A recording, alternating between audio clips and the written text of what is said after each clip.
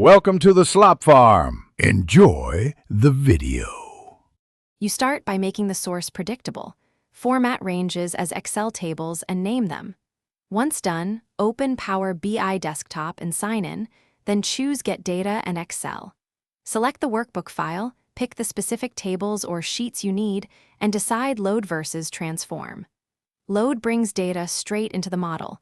Transform opens Power Query for cleaning. Make sure to use descriptive table names now so your dataset stays understandable later when you build visuals and relationships. You now shape data in Power Query. Remove errors, set explicit data types, trim whitespace, and filter out unnecessary rows. Once cleaned, merge or append queries to combine related tables. Be mindful of query folding to push work to the source for speed.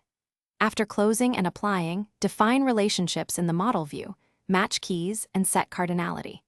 Then create measures using DAX for aggregations rather than many calculated columns. This keeps the model lean and improves report responsiveness.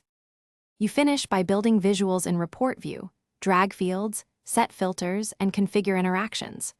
Once the report looks right, publish to Power BI Service and configure a gateway if your Excel is on premises. Then schedule refresh frequency. Make sure refresh credentials are valid and refresh history shows success. If things go wrong, check table names and query steps first, verify data source credentials, and confirm relationships are correct. These fixes resolve most broken visuals and failed refreshes. Thanks for watching.